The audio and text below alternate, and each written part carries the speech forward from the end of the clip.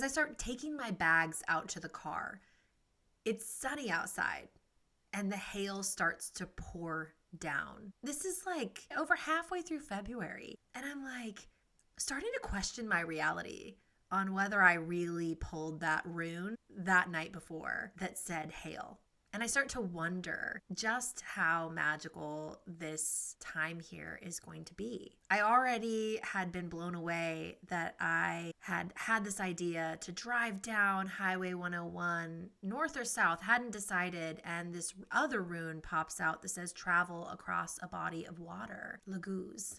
And the only body of water besides the Pacific Ocean, which I for sure am not getting on a plane to travel across, is the Columbia River north. And so I think, well, where am I going to go? I'm gonna go up to the beach somewhere, which I hadn't really explored up in Washington. And I wanted something new. I wasn't sure why I was going, but I knew I wanted to go. And I had been seeing this stuff about La Push Beach, the beach from Twilight, and how there was this eye of Odin, and that archetype, that energy, that god, that Norse god Odin had popped up so much in my journey so far that it just felt like a sign. It felt like I was supposed to go and find this eye of Odin at La Push Beach. And it had already been wild enough that this person that lived up in that area that I knew was supposed to be on my path, that I had been assured over and over was meant to be in my life and stay in my life long term, that this was an important person in my life, in my journey. I had been texting them earlier that day and I had said, hey, I'm headed to a beach. We're talking about what we're going to do that weekend. And they had said they were headed to the beach as well. And I thought, well, that's odd. And I ended up blurting out where I was going first. And that was the exact beach that they were going to also. So all this stuff had already happened that was just so weird. And then the hail happens.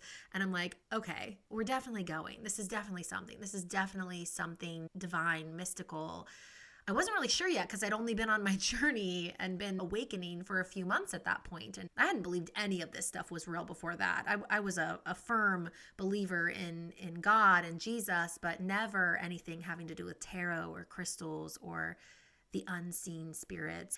So I eventually get up to Washington and end up in Port Angeles with this person, hundreds of miles away from my home because I live in Oregon. And it starts to hail there too at 10:30 at night. And that was the moment that I knew this stuff was real.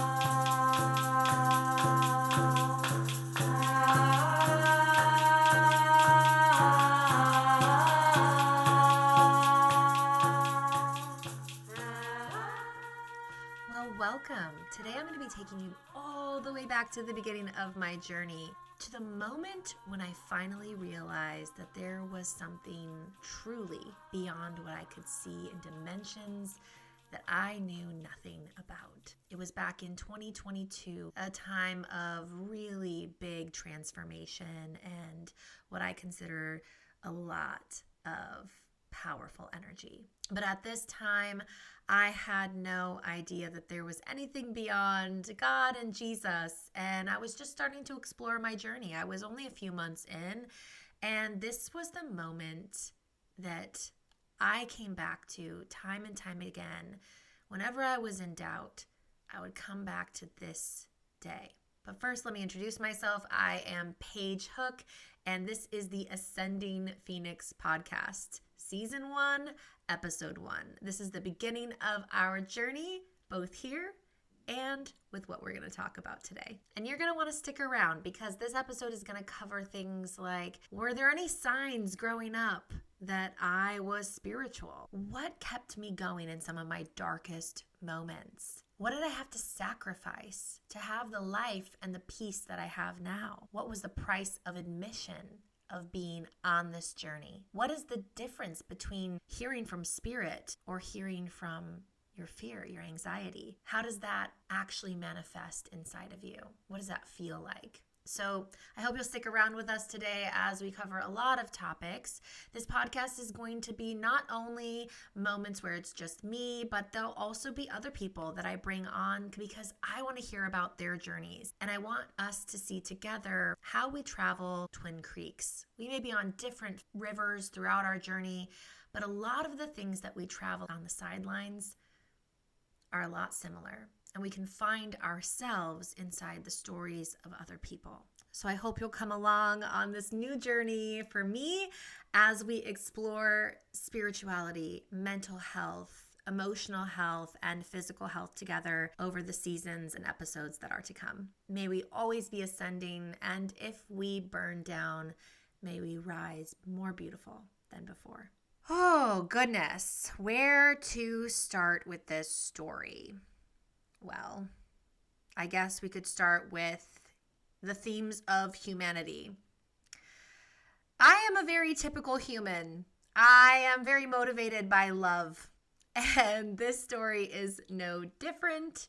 I will not get into the weeds of all of that, but I will say that love is quite the motivator, even for spirit. So way back in 2022, a few years ago, I was only a few months into my spiritual journey, and I had been just smitten, just totally in love with this individual. And just like any Shakespearean romance, there was something that was keeping us apart. Spirit loves a good poetry, a good plot, a good drama. I, as the very typical human, am motivated by the things that are around my heart.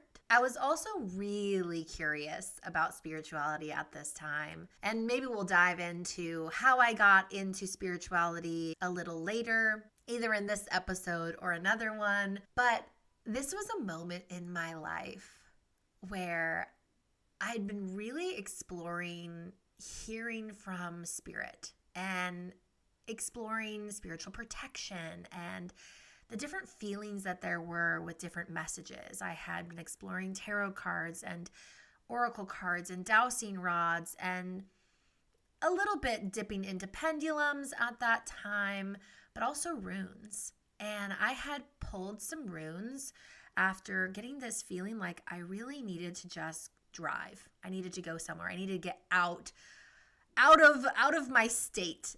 And I wasn't totally sure whether I was going to go north or south. I preferred south because who doesn't like California when you're up in the cold Oregon during the winter of mid-February? This was around the 20th or 21st of February in 2022. And so I was open to whatever I felt like doing. And I had that beautiful freedom, and I wanted to really utilize the freedom that I had in that moment in my life. And so I'd pulled some runes, and one of them had talked about travel. And I was like, yeah, that's what I'm feeling. I'm going to travel. Where are we going to go?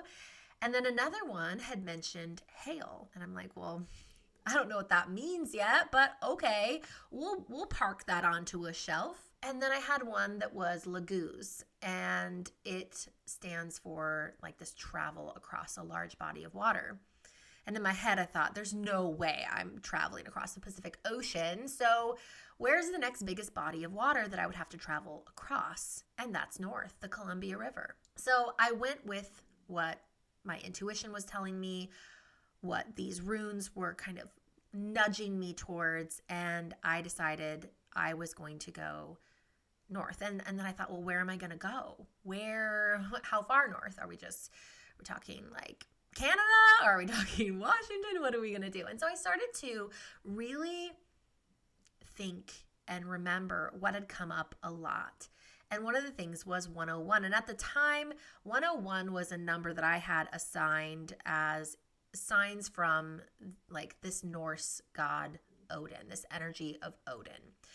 Now, we could get into whether Odin exists or doesn't exist. It doesn't matter for this particular story. We could just be leaning into the archetype of Odin. If you're one that doesn't believe, that's okay. We're here for the ride of the story. And like, what made me realize that all of this was real? So I finally remember that I had kept seeing this stuff about Odin, and also particularly about this beach up in Washington that had some type of feature that was called the Eye of Odin. Spoiler alert, I never found the Eye of Odin. Even to this day, I've been back to this beach and I've never found it. That's a journey for another time.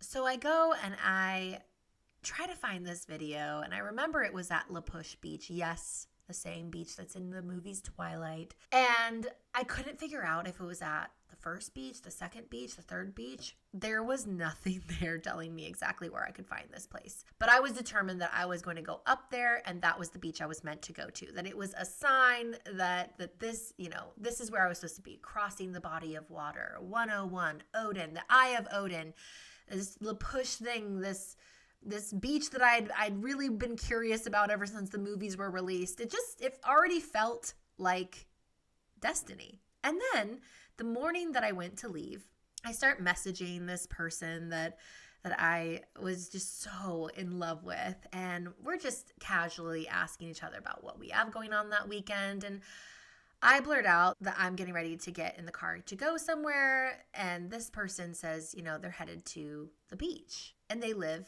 in Washington State. And something spiritual came over me, telling me I needed to say first what beach I was going to.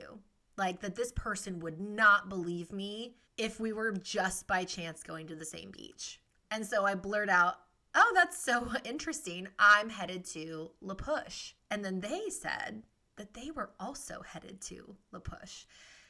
So of course, this feels like even more destiny, the stars aligning, and this confirmation coming in of the messages I had already been getting that this person was meant to be on my path long term, that they were an important person in my life, and that I was being asked to learn lessons through this connection. And so as I'm packing up my bags, it is sunny outside on a February day, and I'm on the phone with a friend as I'm packing things up, and then it starts to hail, a downpour of hail. And I thought, well, that is interesting because I got the hail rune last night, and then here's hail. And I think, well, this is even more divine confirmation that this is where I'm supposed to go. So I head on up there. We end up meeting up in Port Angeles instead of La Push. Decided to go to La Push the next day. I went there on my own. But I get up to Port Angeles with this person. It is like 10:30 at night. And it is hundreds of miles away from my home in Oregon. And it starts to hail. And that was the moment that I knew, with everything that had been laid out from start to finish, that there was something beyond. There was some level of divine intervention. There was some level of unseen in another dimension that I did not know enough about, and no one could tell me that there wasn't. And it was a moment that I came back to over and over again in moments of doubt. And I still scratch my head today of how could that have just been random coincidence. There's so much more that happened that weekend. It was the 2/22/22 portal, an energy amplifier, if you will. And I remember, one of the things that I think I want to cover that was just, it was such a test of my ability to listen when I didn't know what I was listening for yet. But I had gotten this transmission inside of me. I don't even want to call it a voice, but it was this message of, you're going to find a raven feather while you're walking this beach. And I walked miles on that beach. And I was sure with what I heard. I heard I was going to find a raven feather. And I have this obsession with ravens. I have an obsession with Edgar Allan Poe. My favorite poem is The Raven. I'm even a Ravenclaw in the house, the Harry Potter houses. Ravens, they're my thing. I love them. They're messengers. There was already a synchronicity with this individual with ravens after we had met. That's a whole other story. I probably will never tell you guys unless you guys can really draw it out of me. But I walked miles on this beach, and I'm on my way back, and I am like probably 30 feet from my car. And I am feeling a little bit defeated because I know what I heard, and I believed it with my whole soul that I was going to find a raven feather. And I looked, believe you me. I mean, I went and I looked in like the places where the debris of the ocean like washes up on the beach. And I'm like, there's got to be a raven feather. But the thing is with spirituality, you cannot look for the thing that you're being told is going to come your way. You have to just allow it and have faith. And I just kept telling myself over and over again, I have faith. I know I'm going to find it. Even though every step prior to that had not produced a raven feather.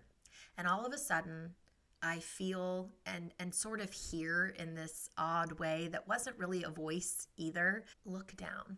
And on the ground is a raven feather. And it is a big boy. It ain't no small raven feather. This is a big raven feather. And I picked that up. And for me, it was just another divine confirmation that all of this was real, that everything was real. That's not to mention, the dowsing rods that I brought with me that moved on their own without my body moving, and the cards that I pulled, and the offerings that I was asked to give to the ocean of a live sand dollar and a live clam that had been washed up and not attacked by birds yet. And I was nudged to put them back into the water and release them. Not ever having done a thing like that before in my life. I cannot emphasize enough how not spiritual I was before this. I believed in God always, but not in the same way that I believe in God today. I would say that my faith is a level of Abraham faith today. My faith is a level of very close to what I think Jesus had in faith in God, although his was probably far superior to mine. But it's just a completely different level of belief in the unseen, in the unknown, in the weird. At this point, with how many things have happened through my journey and going back to that one year of 2022 and so many things that happened between, at this point, I would believe that gnomes are real. I would believe that fairies exist, that dragons existed at some point and maybe do on another dimension. I am open to being wowed by the mysteries of the universe. I don't knock anything at this point anymore. I don't necessarily focus on everything either, but that was the moment that I felt like all of it was real, that all of it could be real. And then Spirit, God, the universe kept showing me.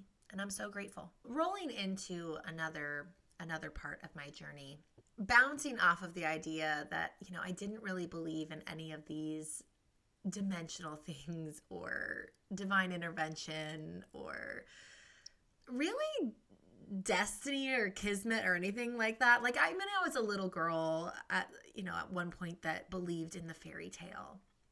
But my life hadn't turned out to be a fairy tale. In fact, it had turned out almost a nightmare in most cases. But prior to my spiritual journey, if I was to look at my Saturdays 6 years ago, gosh, they probably looked like a lot of watching TV, maybe going for a hike, going out on dates, being absolutely uninspired by the people that I was dating at the time.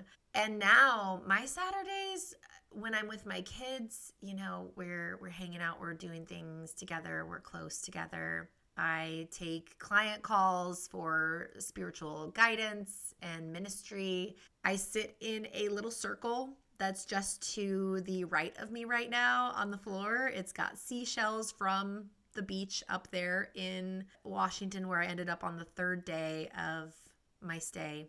It's called Ocean Shores. And that beach where I got those shells is now closed down indefinitely. And, it's this little spiritual meditation prayer circle where it has a heavy amount of spiritual protection. Spiritual protection is something that on this journey I have become obsessed with in the best ways possible. It's not an unhealthy obsession. It's definitely a good obsession to have. And it's what makes my messages so clear. So now on my Saturdays, it's about peace. It's about, what do I actually desire to do with my time? How do I want to spend my day? I don't just waste my days anymore. Before, 6 years ago, I was wasting my days.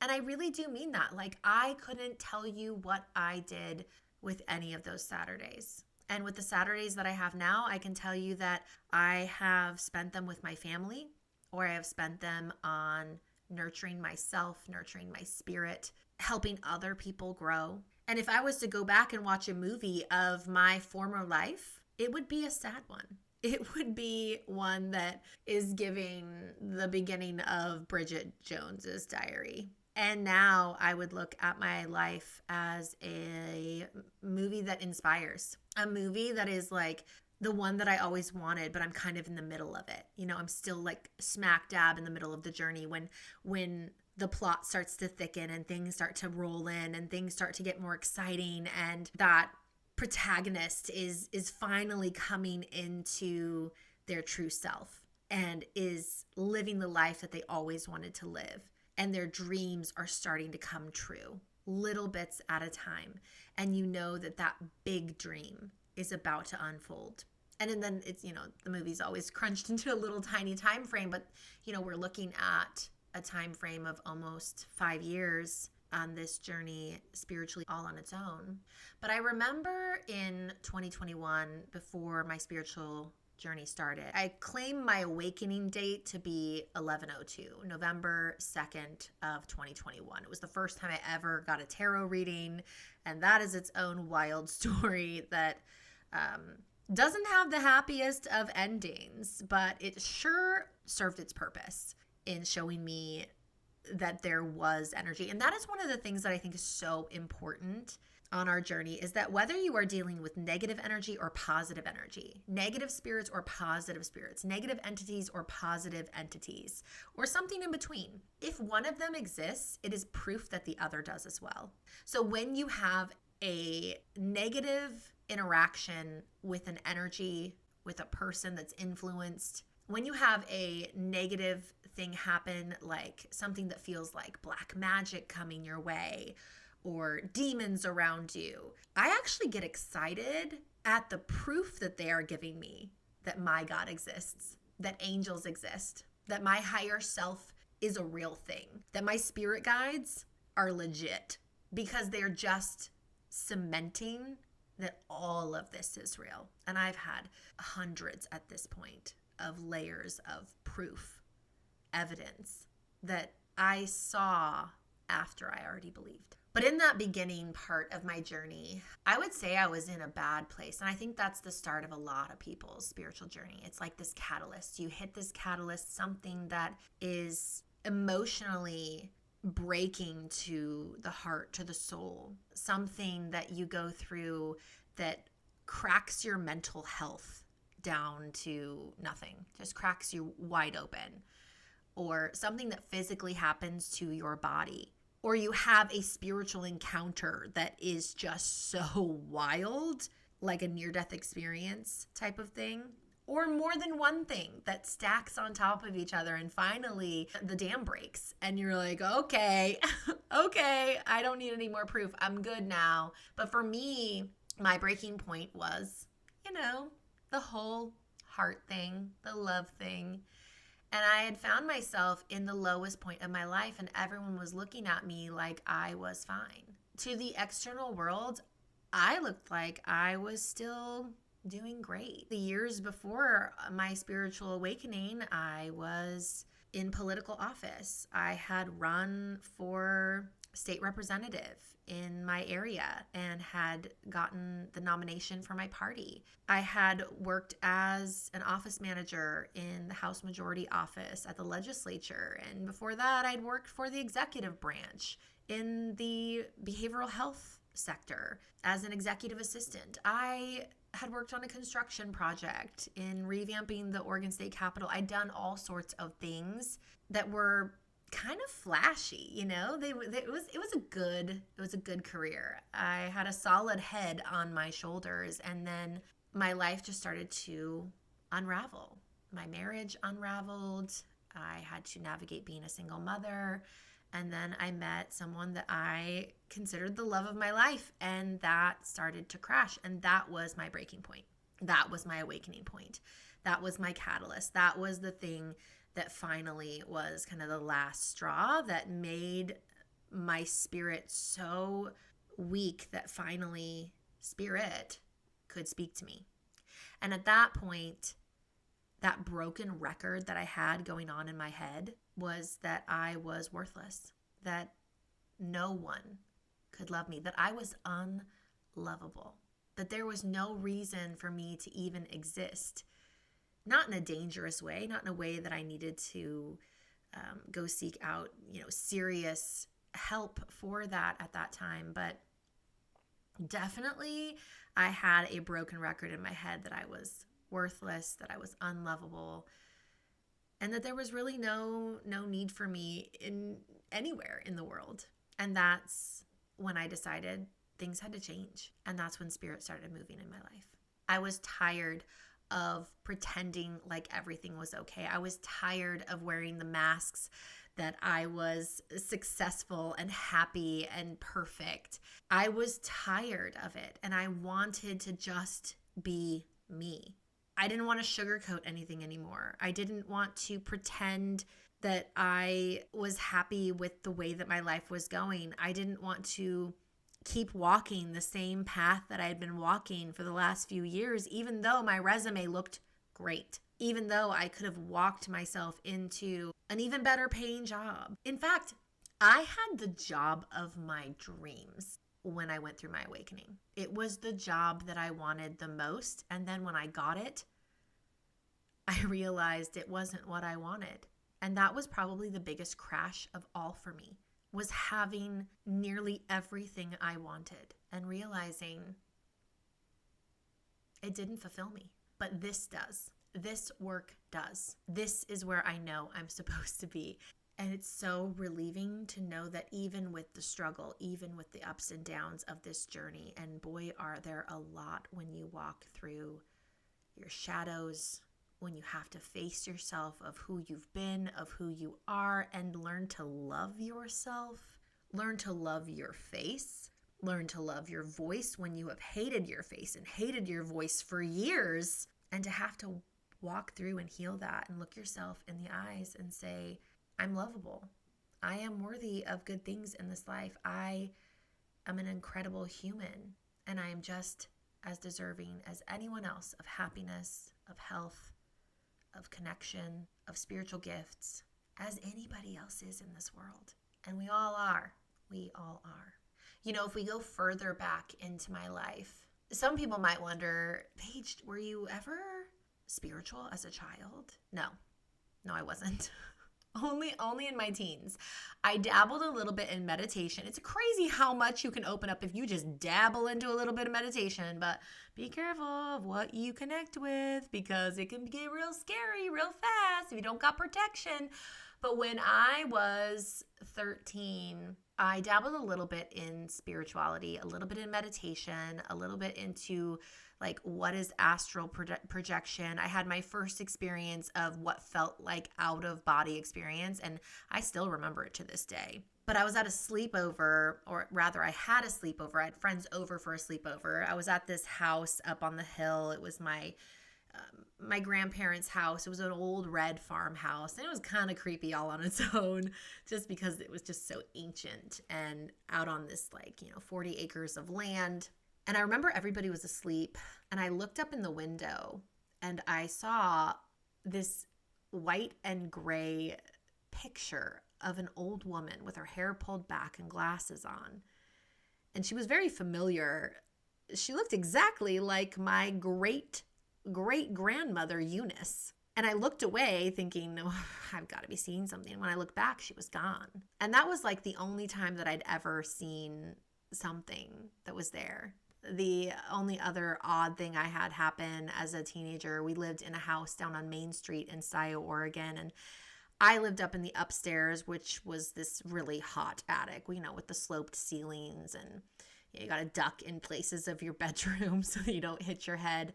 But there was an unfinished part of the attic, and there was a hallway, and this picture of what would probably be, would it be my my great Aunt Violet? She had died when she was 15 years old. And I didn't know her. But we had this picture of her that hung in the attic hallway. And I remember one night I woke up from what felt like almost like a nightmare. And it was Violet coming out of the picture with her hands grasping at me, please help me, was the energy. But she didn't actually speak, but it was like telepathically. She was speaking to me in this dream, begging, oh, I have chills. I have chills, begging to be released from this in-between world. And I woke up out of my dream and I was like, what was that? I didn't know anything about like releasing spirits. And honestly, I've never revisited that. I probably should revisit that and ask some questions about that spiritually, but it had freaked me out as a 15-year-old, and I was scared to go into that attic after that. Like I even to this day, I don't love seeing the picture of Violet that hangs in my mom's office. I'm sure she was a wonderful, wonderful little girl, but it was definitely strange. But other than that, I was a very ordinary child.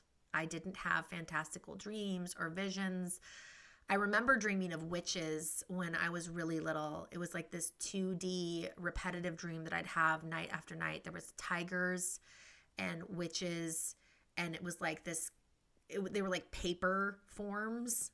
It was very strange. But it would happen over and over and over again. You know, green witch like from The Wizard of Oz, and an orange tiger, and then this like paper grass that would shuffle back and forth across the vision in my dream. And other than that, I really don't think that there was anything very mystical or magical or gift-filled. I felt very ordinary. I felt actually not extraordinary at all. I felt like an outcast. I felt like a loser. I didn't feel special. I didn't feel special in my family. I felt like I was honestly a burden to my family. I felt like I was hated. I felt like I was the black sheep, only to come to find out that that is a common theme for a lot of people on the spiritual journey. They feel like they are the odd person out in their family, that they're the troublemaker, that they're the outcast, the one that nobody likes, the one that never fit in, the one that doesn't meet the expectations of what their family members want of them. So no, there wasn't anything extra magical about me. And I didn't believe in any of this stuff, this esoteric, spiritual, other dimensional type of thing. And so while I believe that, we are all born with gifts, it's just about whether you flip the light on for them, if you activate them, if you then practice them and hone them, work them like you would a muscle, like an Olympic athlete. If you are disciplined in opening these gifts and utilizing them for the right reasons, for benevolent reasons, for reasons that are not self-serving, I believe that we all have them. I believe that we all can tap into them. But sometimes you may wonder, like, is somebody born with it, or do they just fall into it because they're curious? And I believe that it's both. I believe that it's my massive extra energy towards curiosity that keeps me so good at what I do, so connected to spirit, so staying on the path and not veering off of it. I have been steadily on this spiritual path for nearly 5 years now, and I haven't really lost steam. I've had a little bit of ups and downs here and there where I felt a little alone or burnt out, but overall, I have stayed true to the spiritual journey, knowing it's exactly where I'm meant to be. Now, speaking of the hard parts of the journey, that whole dark night of the soul. We go through many of them, but on our journey, there seems to be that one that feels like the darkest time of the soul. How did I keep going? How did you keep going if you've been on this journey and you're listening right now? We've had these moments where the path is really, really dark. And I would say that if there was one thing that kept me going, it was all of the faith-building moments that I had up until that point. I keep quite a few different pieces of paper and different notebooks that have these faith moments, these moments that are undeniable, where I've had like a shared spiritual experience with someone and we both, without speaking to each other, saw the same thing, experienced the same thing, went through something that was way too similar to deny that it was real. So it's those faith moments. One of my biggest moments of faith was again, during a time where my heart was very sad over the same said person. And I want to say it was like 4th of July or somewhere around there. It was like the summertime. And it was a couple of years back, maybe even a few years at this point. And I had this Bible from my childhood, from when I was 13. It's the same Bible that I've had since I was kicked out of youth group because I asked about, things that they didn't think were appropriate in Baptist church. And I'd opened up my Bible to this part that talked about Mary Magdalene. And it hadn't rained for days. I wasn't sick. My mouth was closed. My nose wasn't runny. There wasn't a drop of water in sight. No one else in the house. My roof wasn't leaking. And out of nowhere, this droplet of liquid drops onto the Bible page that I had it open to. And I was already shocked. I'm like, what is happening? Where did that come from? I'm looking around. Like, I'm not even leaned over my Bible. I'm like back from my Bible. It's just sitting there as I'm working through, this hard night, opening my Bible, looking for guidance. And I'm going through my head going, is my nose runny? Like, no, my mouth was closed. Like, nobody here. I literally was looking up to the ceiling to see if there was a drop, like if there was a leak up there that I didn't know about, because it was so wild. And then I'm like, no, it hasn't even rained. Like, it hasn't rained in days. There's no way that there's a leak coming through my roof. And there wasn't when I looked up either. And then I'm like, okay, well, what am I supposed to see here? Like, first off, like, God, is that you? And I felt Jesus. And I got chills all over my body. And I'm like, hi?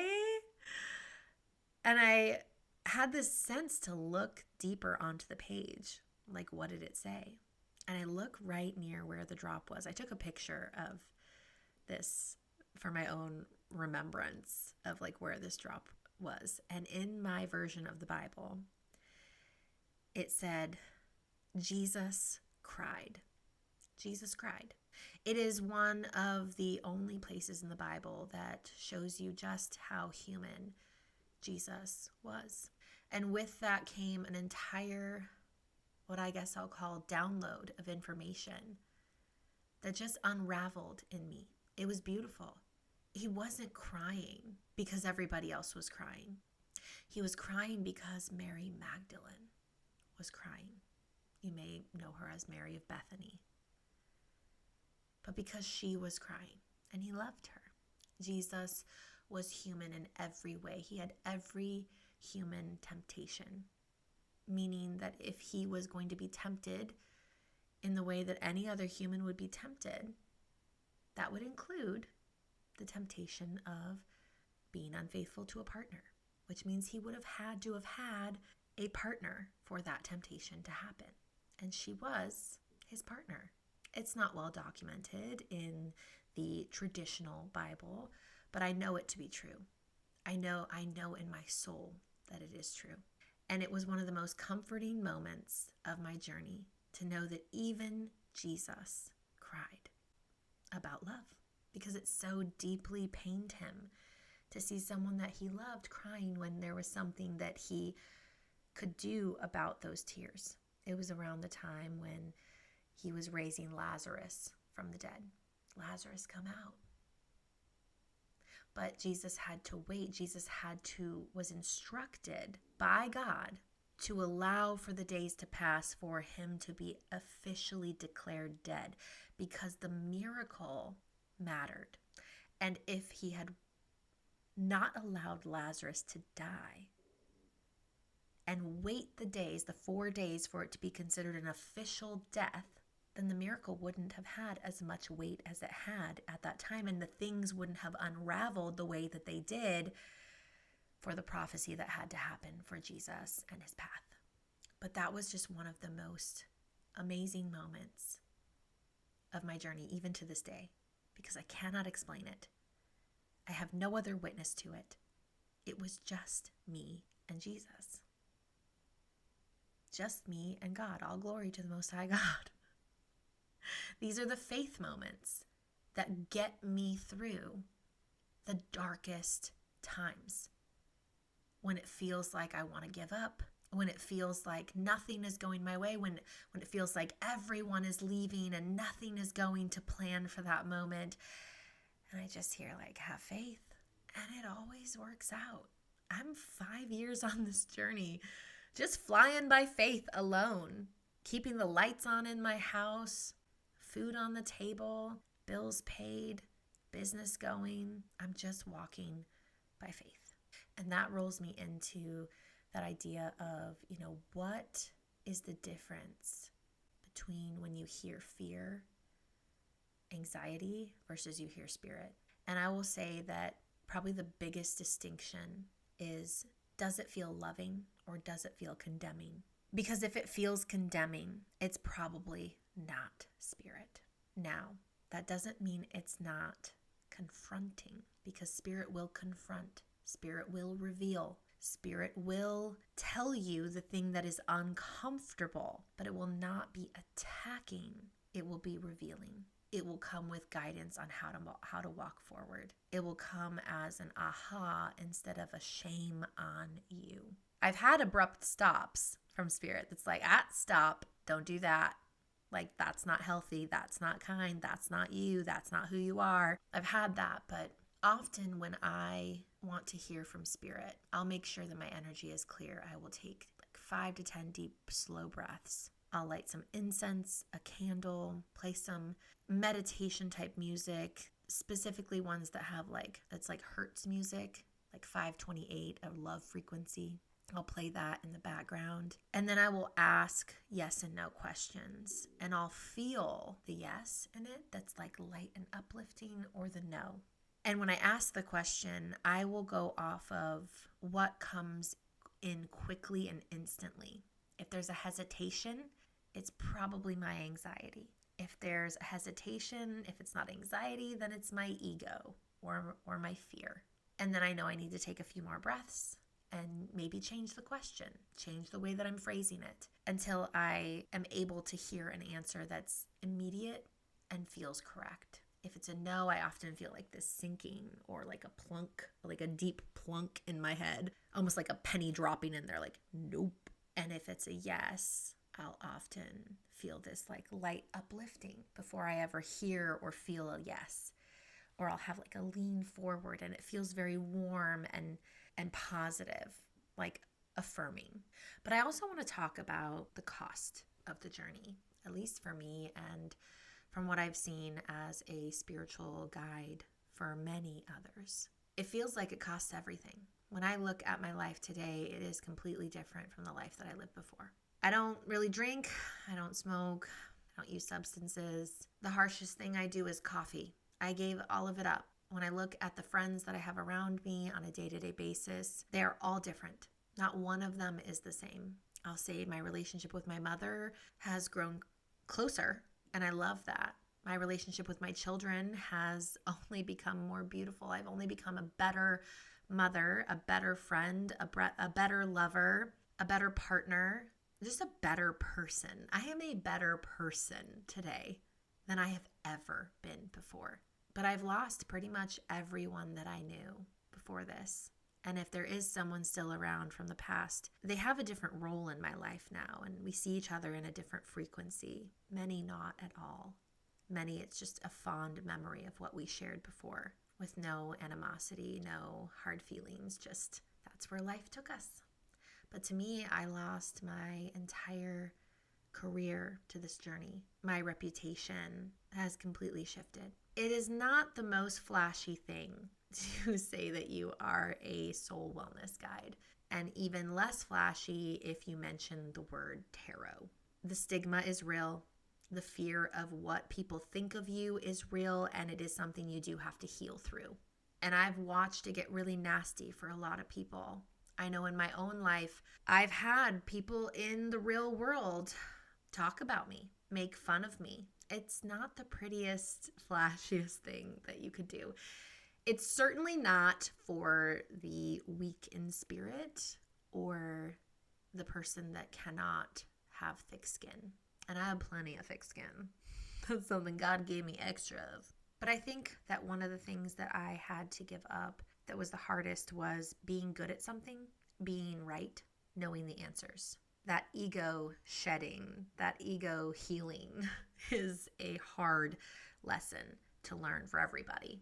I have never met a person that it was easy for them to overcome the obstacles of our human ego and always wanting to be right, always wanting to be good at things, always wanting to know the answers.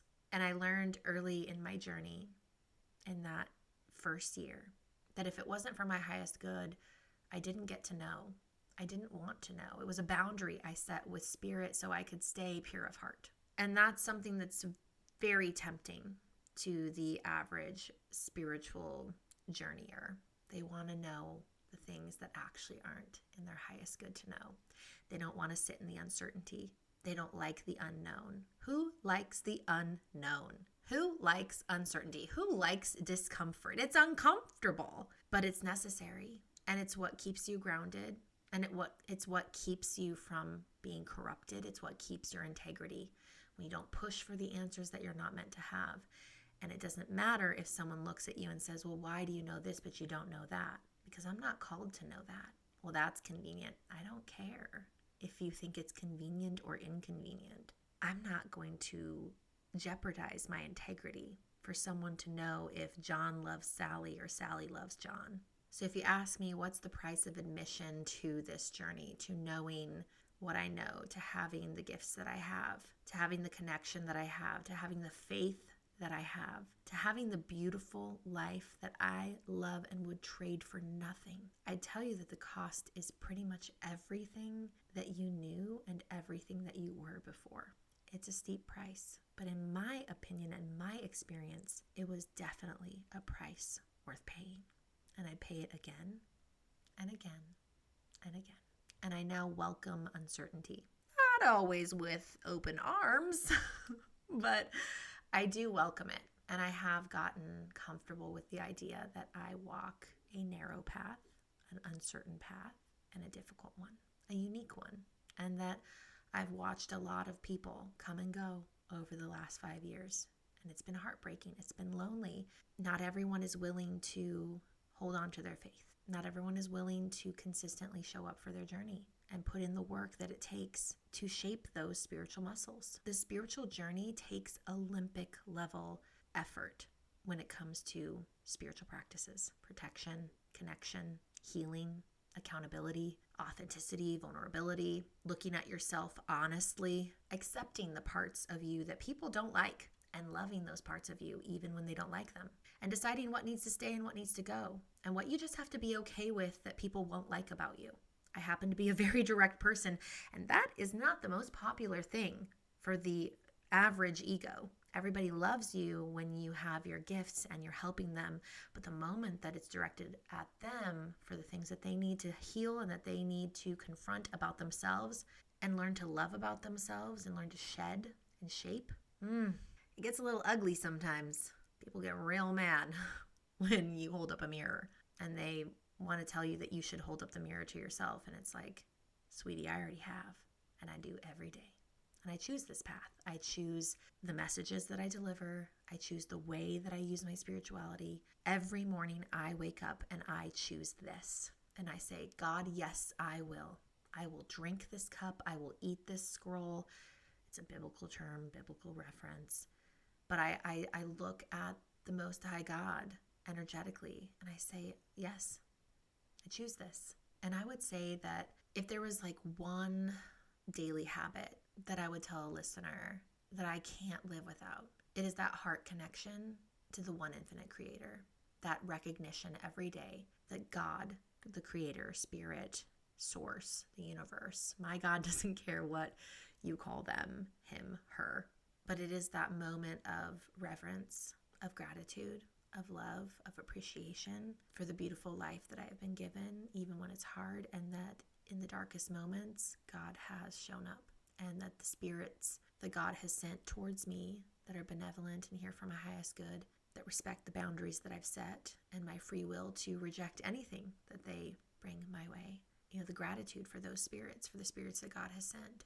I give glory to the Most High God every day. And not quite as often, but often enough, gratitude to the team of helpers that are out there. Because it is a lonely road when you're on this journey, but it is a beautiful journey. And gratitude is a fuel in this universe. It's like the gas pedal. Love is the actual gasoline, but gratitude is the gas pedal, and protection is the vehicle that gets you where you're meant to go, where you're supposed to go. And if there was one thing that I could implant into someone that's listening, one feeling that I could implant, not a thought, but a feeling into the heart of every single person, it would be that you have the ability to have a deep connection with your highest self, with your higher selves, with the angels, with energies all over. And I would implant the feeling of knowing that it's true. And I hope that for you, because I have that gift of knowing, and it is such a beautiful gift to have. And with that, I just want to thank you so much for walking this part of the path with me today. If this story sparked something in you, I would love to continue the conversation. And if you're looking for deeper support, I do offer personal spiritual guidance, and you can explore that at paigehook.com. And for more connection with me, you can follow me over on Substack at Paige Hook. And if you happen to have a story of your own that you would like to share with me, I'll have some opportunities in the future to come and join me here on the podcast. But in the meantime, please hit that follow or subscribe button on whatever place you are listening to for this Ascending Phoenix podcast. If this episode moved you, it would mean the world to me if you could leave a review and share this with one of your favorite friends, the ones you know that are ready for this kind of a message. I am so looking forward to connecting with you again in episode 2, but until then, keep your spiritual ears on and your third eye wide open.